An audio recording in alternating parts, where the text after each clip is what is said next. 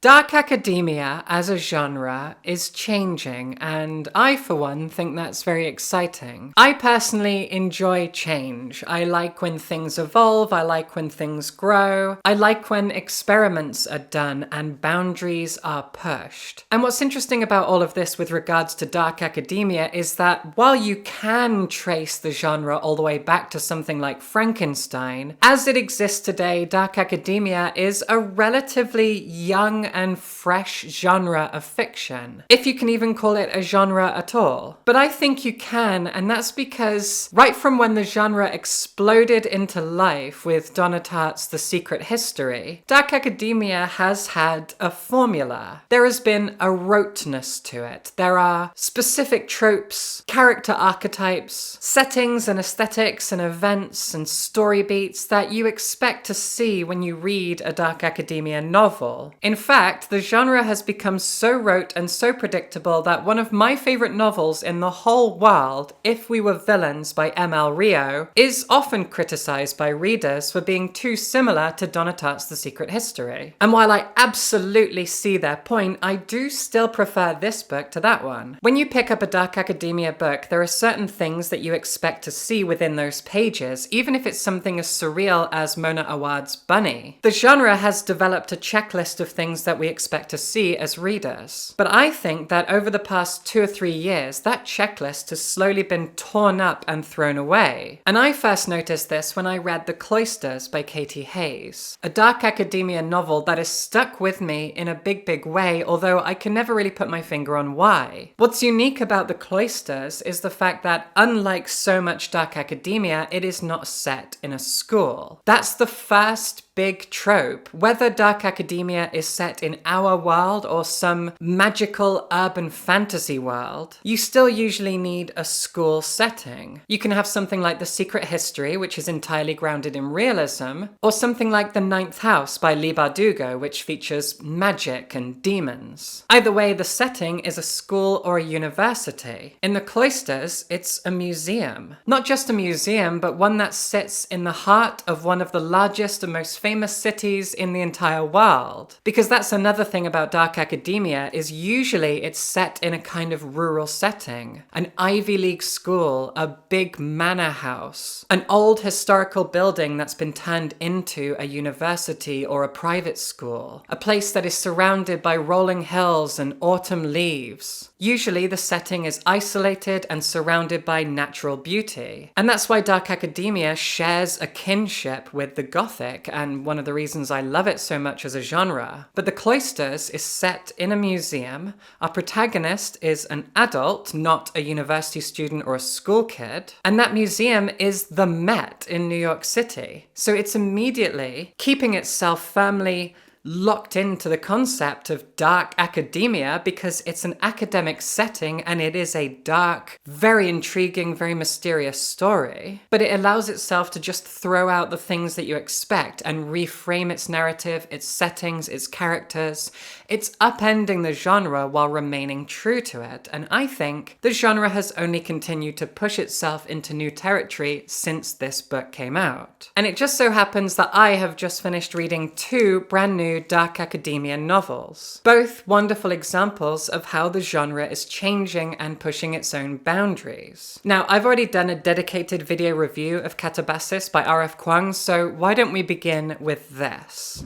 This is The Incandescent by Emily Tesh. She's a British author, and this is her second novel after her breakout debut science fiction book, Some Desperate Glory. And she took a wild pivot from the genre of science fiction into dark academia. And not only that, but Some Desperate Glory features a very young protagonist. Some people have called it YA science fiction for that reason. But almost in response to that, The Incandescent takes a genre and a setting that is typically populated by a group of protagonists who are, say, under the age of 21, university students or school kids, and upends that by having a dark academia novel with a protagonist who is, instead of being a student, a teacher. And this teacher, this protagonist, Dr. Walden, is one of the most unique protagonists the genre has ever seen. As you read the synopsis and the first few pages of The Incandescent, you will recognize a lot of the trappings of the genre. This is a book set in a private school in the home counties outside of London. The school is situated in a village surrounded by rolling hills and changing leaves. It's got that secret history, if we were villains kind of a setting. And it's on the fantastical side of the dark academia genre. Like I said before, the genre can go either way. It can be set in our world or some fantastical version of it. In The Incandescent, magic is real. It is studied at school, and people use what they study to go get jobs related in some way to magic. Those jobs, unfortunately, are often in academia, or they have some sort of military or government applications. Our protagonist, Dr. Walden, is pushing 40, and the school that she teaches at is also the school that she went to when she was a student. It's a private school in England, and after she was done there, she studied at Oxford, she got multiple degrees, a PhD, and she ended up moving to California. She entered into a serious relationship, and she was given a job offer to work at the Pentagon. And for ethical reasons, she decided to turn that down and return home to the UK,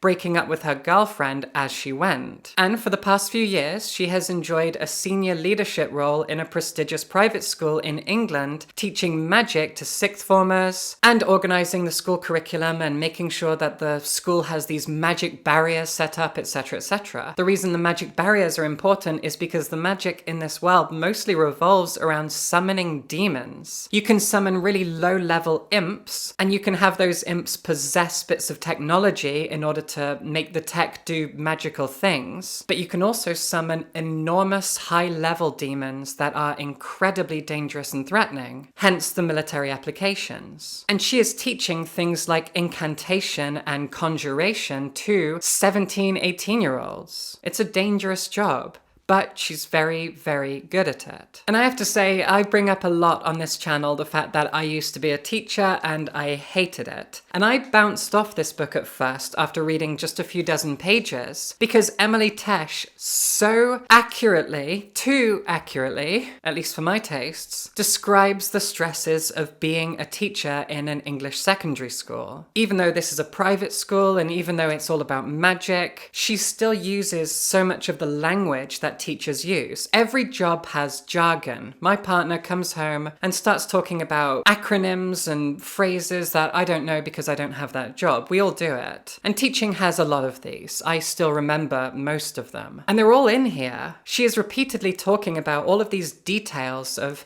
lesson planning and grading and curriculums that gave me horrible flashbacks. So at first I was like, I can't do this. This is gonna give me nightmares. But I went back to it. I stuck with it, and honestly, this is one of the most pleasurable reading experiences I've had in a long time. And I love that Emily Tesh was smart enough to realize that you can stick to so many of the tropes, stick to that checklist of dark academia, but easily twist it, easily push against those boundaries and poke holes in them to breathe new life into the genre just by having a protagonist be an adult who is a teacher instead of a student. That's all we needed. Suddenly now it's like reading the book from the other side. If you think back to The Secret History or If We Were Villains, those two books both have protagonists who are a group of students that get up to no good and do bad things. And they're very much books about the questions of morality and the fact that we are all made up of grey areas. They're also books that explore morality from the perspective of youth, a time where we do really bad things, where our moral compasses are still being kind of stitched together and made real. But here, our protagonist is nearly 40, and she is teaching those exact kids. She has a group of 4 A-level students who are 17, 18, and they are all very different personalities. In a way, you could imagine a different version of this book where those 4 teenagers are our protagonists. If this book had been written by M.L. Rio, that's what we would have gotten. But instead, those 4 characters are more like NPCs in Dr. Walden's world. It's her story. And not only that, but this book really focuses on romance. And it's really charming for that. Our protagonist is bisexual. She has an ex-girlfriend and she made some bad decisions with that girlfriend. As the novel progresses, we have a kind of enemies to lovers, will they, won't they situation with a colleague of hers, only for a man to swoop in and become a dangerous temptation. I won't say any more because I don't want to spoil that, but I do like the fact that not only are we focusing on an adult protagonist in a familiar setting for the genre, but we're also focusing not just on romance,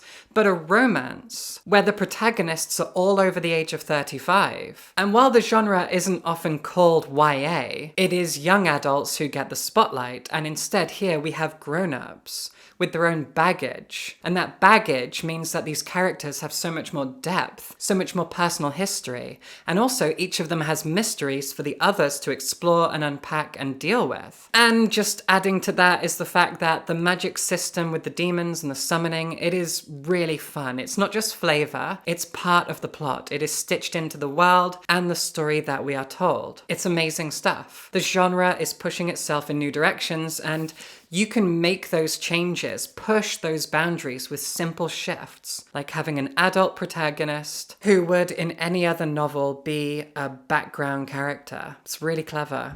And then we have Katabasis by the esteemed R.F. Kuang, my personal favorite author. Now, R.F. Kuang has already made her stamp on the world of dark academia by writing what many, myself included, consider the greatest dark academia novel of all time, Babel. But she is pushing the genre into new realms, literally, with Katabasis, a book that is primarily set in hell itself. And this is fascinating because it makes you realize that academic institutions are so often the settings and even the thematic crux of dark academia books. But in this one, R.F. Kuang is taking the things that are studied in academic institutions, making them real and tangible and something that you can physically explore, a whole realm to wander through, and thus bring those topics to the foreground. When you look at things like Bunny and The Secret History and If We Were Villains, these books use academic settings to explore certain characters and themes and ideas, but the things that are being studied at those institutions sometimes feel like set dressing and flavor. But R.F. Kuang, as an academic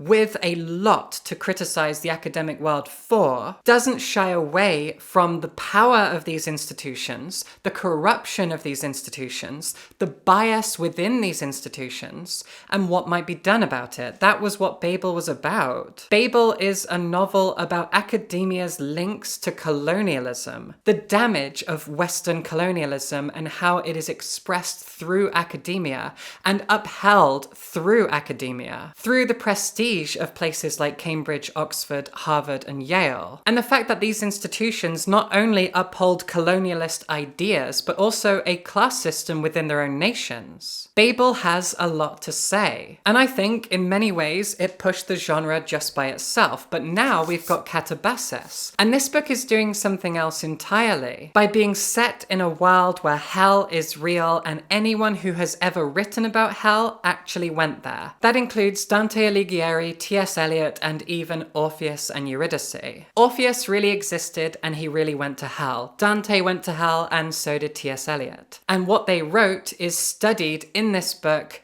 as fact. And in the very first chapter, our protagonist goes off to hell in order to retrieve her PhD professor and advisor, a man who died under strange and grotesque circumstances, and now she needs to go retrieve him in order to actually obtain her PhD. And her colleague, another PhD student, goes with her, and over the course of their story, they fall in love, because this book is in fact a romance. Or I think I'd prefer to call it a love story. Because so many romance novels, especially romantasy novels these days, they are often toxic and spicy rather than actually being focused on love and what love is, what it looks like, what it means, how it manifests.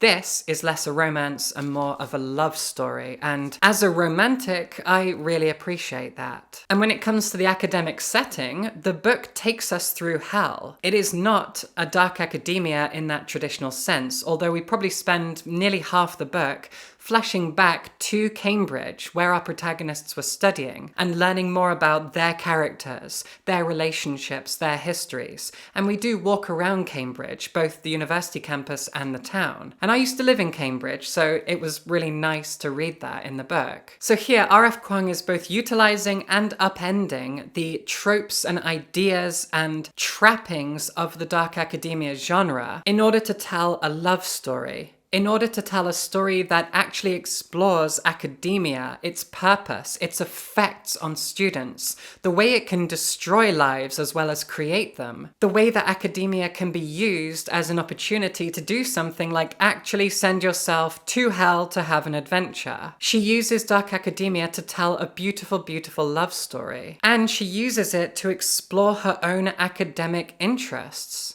She clearly has an interest in the theology, the philosophy, the literature around hell, because there's a lot of it in here. This is a pretty academic book when it comes to the philosophies that are explored in it, the theories that are argued about by the characters as they journey through hell. You can tell that she is an academic with a passion for the subject that she's exploring. This is a very original dark academia book because it takes us out of an academic setting. But our protagonists are in fact academics, and so much of the subject matter is academic itself, rather than using an academic setting as set dressing for a different story, which is often the case with the genre, ironically. When R.F. Kuang talks about dark academia, she really explores the darkness of academia, not dark academics, or the darkness of characters who happen to be academics, ostensibly. No, she takes the phrase dark academia very, very literally, and this is what comes of that. A masterpiece, another one from R.F. Kuang. Now, if you've enjoyed this video, it is in fact spooky season, it's autumn, Halloween is coming, and I have a horror collection for you to read. This is Managing and Other Lies. This is my book, and it's a collection of short horror stories. They are all queer or feminist. They're all very different from each other, written in experimental styles, and I am extremely proud of these stories. A lot of you watching this have probably already picked up and read this, and I am so grateful to you. Thank you. If you have, please leave a review somewhere. I really, really appreciate your reviews. And if you haven't read this yet, there are links in the description, and I would be so grateful if you checked it out. It's also just really bloody good, and I'm so proud of it. It's spooky season. Read some horrible horror stories, and that's what these are. And if you enjoy my channel, if you enjoy my writing, if you want to support me, I have a Patreon, and my Patreon has loads of benefits, including a very active and thriving Discord community. So check that out. If you've got $1 a month to spare, I would so appreciate it. Thank you very, very much, and subscribe for books.